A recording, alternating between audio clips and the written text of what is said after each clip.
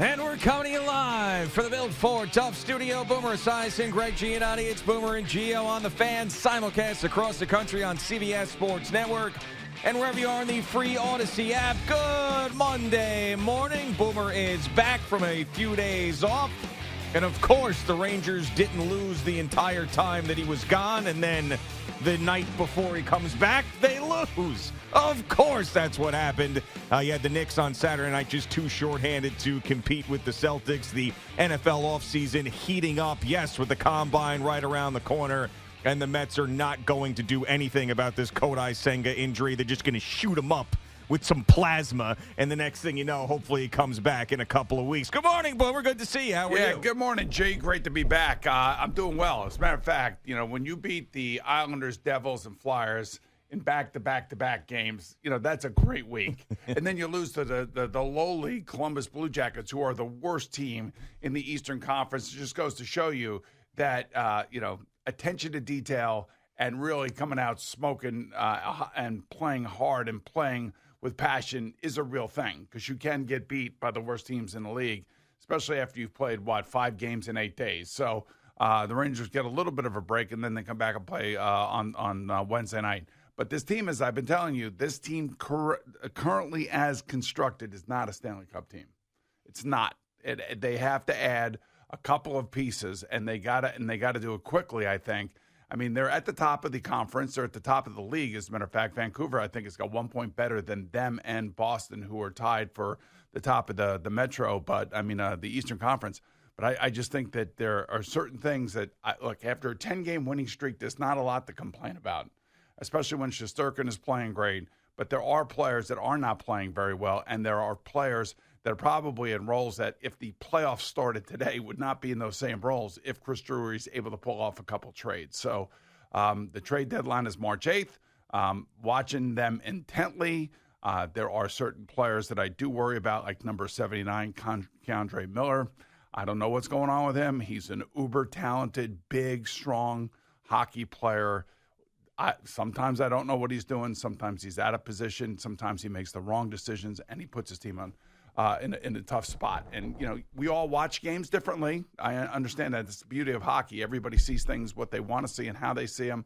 But there are a couple guys that probably will not be playing, come the playoffs, just simply because, and I love the big guys. Don't get me wrong. I love the Rempe. I love all of that, and that's all great right now. But when you come down to it and you play in the Stanley Cup playoffs, you have to have people that stop people like Marchand and Pasternak.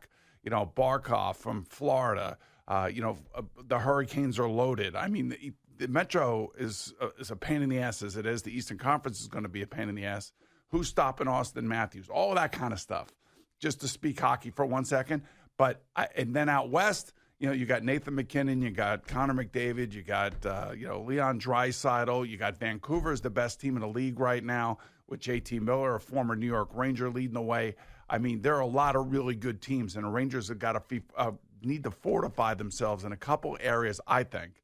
Number one, right wing, and I believe a third-line checking center that is going to be able to stop opposing best players. And who those players are and who Chris Drury's looking at, it's all over the internet. You just don't know. So I have been locked in. I love it. I love what they're doing.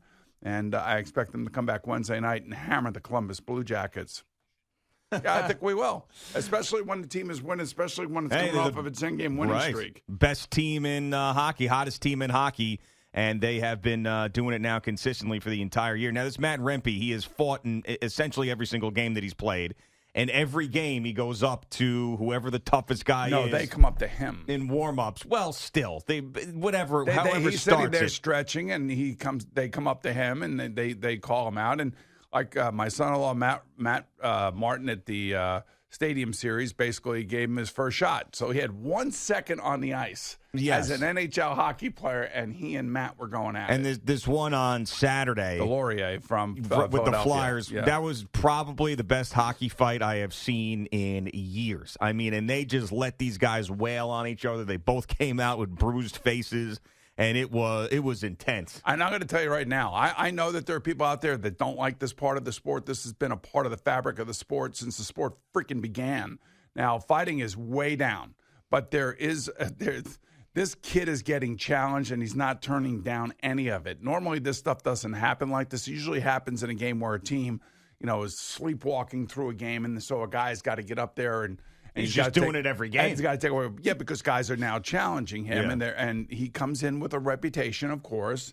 Comes in with the size, and Matt told me that, he's got a longer reach than Chara, for God's sake, and Matt had to fight Chara. That's right, he did. Because you know why? That was Matt's role. That is Matt's role.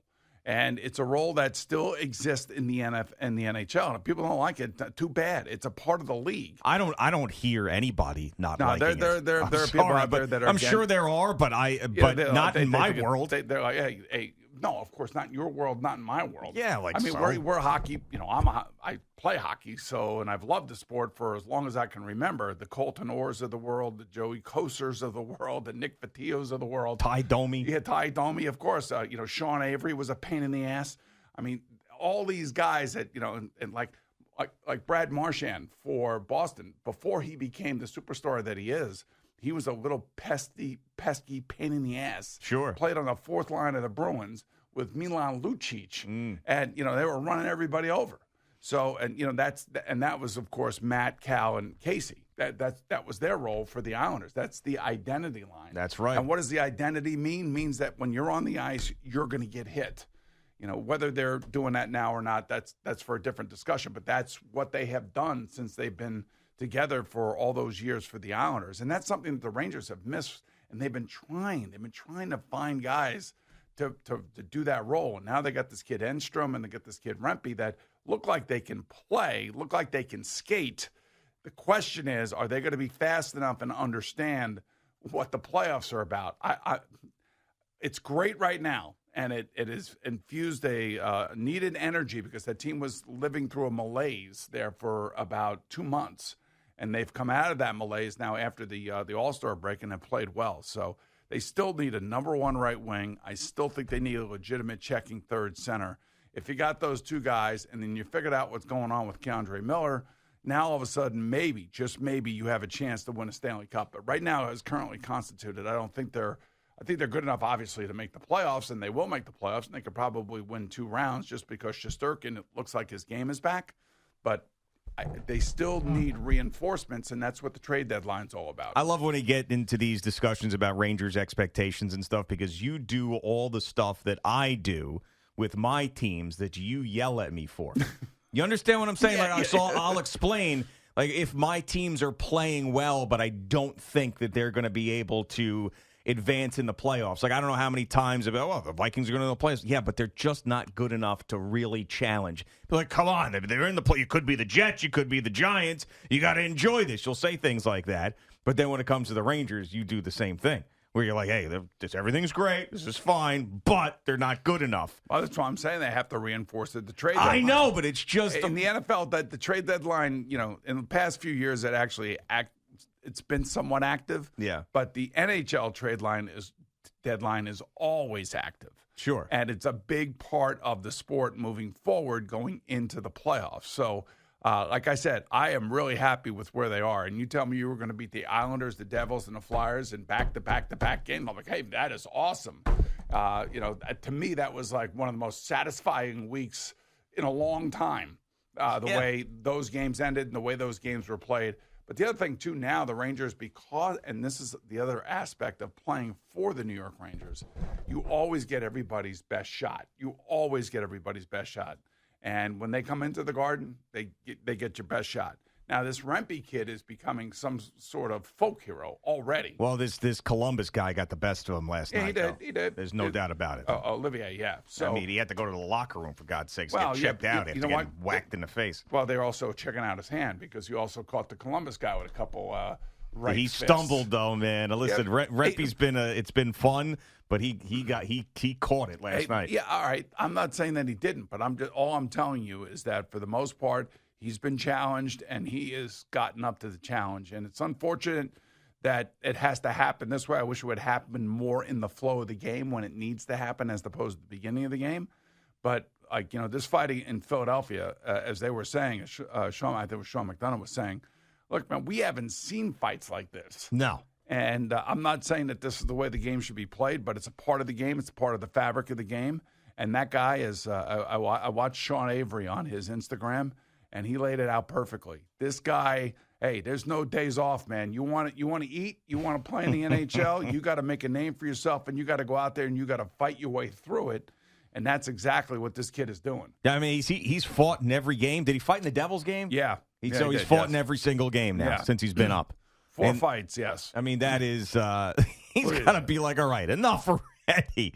I mean, I know that he's making a name of himself and everything, but he's like, can he get it's not one game him, off? No, but it's not. By the way, By the way, he is stretching before the games, and the other team's guys. This is why I'm saying that he's going to be like, enough. I don't want to do it tonight. Well, maybe you should say that. Like, not tonight. I'm sure he and Olivier will fight again on Wednesday night. I guarantee you they will. Of course, yeah. But hopefully not at the beginning of the game. I'd like to see the kid play a little ice hockey because he can play. He knows where to go, and the fourth line has been somewhat of a lost group for the Rangers for a long time, and they finally seem to have one. But again, those two guys are rookies, man, and the NHL playoffs is a bitch. And there's the room is constricted. You got to make quicker decisions. You got to be able to get rid of the puck. You can't be turning it over in the middle of the ice. You can't be backhanding it into the middle of the ice. Things that we have seen in the past years for the Rangers. But if Chris Drury is smart and he listens to me, well, get me a right winger if you can. It all depends on what you want to give up and what you don't want to give up. And that's the crux of all of this. And if there's a team out there that is willing to go all in, and I mean all in, giving up first-round picks and all that other stuff to really, truly make a run, like, say, Carolina or the Devils, and if they get Markstrom, the goalie from the Calgary Flames, it's going to be a little bit of a dogfight for the Rangers. That will significantly impact, I think, the balance of power in the Metro Division if somebody gets the Calgary Flames goaltender at the trade deadline. Speaking of the Devils, did you see our pal Frank the Tank, Frank Fleming, get escorted out by security at The Rock? Because he was yelling and screaming too much about how the Devils weren't playing well, and he was saying, fire people, and he was just absolutely nuts, and he was doing his whole freak-out thing. And he wasn't, everybody has a cell phone and can film it, but this wasn't one of those things where he knew for sure he was on camera, so it was definitely organic. And he was yelling so much that the Devils fans around him complained and had, security come up, and he got escorted at least out for a little bit, and then he ended up coming back. Basically, Frank is a Devils fan. Yeah, he's a Devils fan. And he's obviously Devils, a Dolphins, Mets. It's a weird collection Knicks. of teams. Yeah. So I understand. I got to tell you, my timeline on X was crazy after we had him on. Oh, yeah, no, of course. I mean, people either love him or hate him. Yeah. Well, the Devils fans hated him yesterday. I would, honestly, I go to games, and I hated when I would sit there and there'd be a Ranger fan sitting behind me. Just everything was so negative. This guy sucks. Get rid of that guy. I mean, holy Christ, what are you coming to the game for? Yeah. To blow off steam and tell us all how everybody sucks. Well, I mean, if things aren't going well and you're frustrated because you went to the game, you want to see your team play well, and they're not playing well, you vent, right? Yeah, I understand. That's what we do as fans. I know that, and I do. I've done that with the Mets. I've done that. I have done that with the Rangers. I've actually gotten up and left the building because of Nikolai Zherdev. Yes, that guy sucked. And you made Gunnar go home by himself. He was a young 8-year-old boy or something like that. He wasn't 8. You sent him on the subway. No. 9 maybe. 15, I think. Because he got, Because he got mad at me. Yeah. Because he said, "Hey, Dad, will you stop being such a negative Ranger fan?" See, there you go. So he asked me to leave. I didn't have to have security ask me to leave. My own son. That's so funny. Asked me to leave over Nikolai Zherdev. Yeah, well, and I got him a Nikolai Zherdev stick, and I looked at that stick, and I looked at the curve at that stick. Yeah. I'm like, no wonder why this some bitch can't hit the freaking net. You got him an actual stick, like a actual Zherdev stick? Yeah. Wow, that's cool. and was the curve I could not believe it. I'm like, how does anybody even? No wonder why he can't hit the net. No wonder why he sucks. And no why he wouldn't play defense either. That's the thing that pisses me off. Yeah. And this is why I worry about Keandre Miller. I don't know if other people out there see it the way that I do. I don't know what's going on, but too many mistakes. It gets outflanked too many times. Too many 2-on-1s. Too many wrong decisions. he's really having a tough. I think he's having a tough time. Now, other people will tell you he's probably the best player on the team. I don't agree with that. I just think that I worry about him because he should be so much better than he is right now. And for whatever is, I don't know if he's hurt. I don't know if he's playing hurt or what it is, because so much in hockey is understanding where the puck is going and how you have to get there before the puck gets there and reading the play. And for some reason, there's a lot of standing around and a lot of guys getting around them and a lot of cross-ice bad passes that are getting intercepted in their own zone. Maybe he's got the Norovirus like everybody else in the Northeast right now. Maybe. Let's not even talk about that. We're not. Why we have would to. we even talk about that? We have to. I'll tell you why. Because, one, there's articles all over the place about how it's spiking. We get it every year. It's now been an every year thing for the Boomer and Geo show. And this morning, Allie informs me that her daughter and Benji's son, her boyfriend Benji, his son, both with the norovirus on Saturday night. So she goes, I can't believe I didn't get it. I'm like, just wait. It's coming. It's on your ring cam right now. It's about to walk in. I could have done my own makeup this morning. Yeah. Well, I warned you. Before you got the makeup, I let you know. She didn't even give me a heads up until like halfway through the makeup. Oh, really? And I was like, oof. Uh-oh. I do think, though, from what I read in the extensive norovirus research that I've done the last couple of years, that someone who has like the incubation period cannot pass it on. Like it has to be like a particle from the poop or the vomit. Like when that starts happening, that then you get it. Like if someone has it on their hands or something like that. Like unless you have the symptoms, like you're not going to pass it on in your incubation period. So she should be okay. So we're thinking she's in the incubator right now. Oh, 100%. And all I can tell you right now is that there's no way that any of those particles are going to get anywhere near me. I'm just telling you right now. Yeah, now she could have carried a particle from her Sienna, her daughter, in here. And then rubbed it on your face. Exactly, on your face. And we got it on our faces now. Yeah. She brought in the diarrhea norovirus. Yeah. If she did, man. The worst part about the norovirus is how it goes through a house and then basically you have it in your house for 2 weeks because then everybody gets the incubation period and all that stuff. So if anybody in my house gets it, I'm just going to go diving right in and just say, let's get it over with now. Because there's no way I'm not going to get it. It's the most contagious thing ever. I'll just take a little puke and just rub it on me, put it in my nostril, and let's go. But this particular norovirus is more about the diarrhea than it is the puke. That's what they say. I mean, I was reading about it too as well, and it's highly contagious. Yeah, it's the most contagious thing out there. It'll happen. It's an annual tradition here. You know what? We had it so bad last year. That was the promo code for Boomer and Geo live tickets was norovirus. That's how bad it affected us last year. So it'll happen. You just got to just mentally prepare yourself. Yeah, all right. I'll try CeeLo's kids had it. Oh, of course they did. CeeLo's kids had it last week. He said, so he probably has it now. So he was in here. He was in here.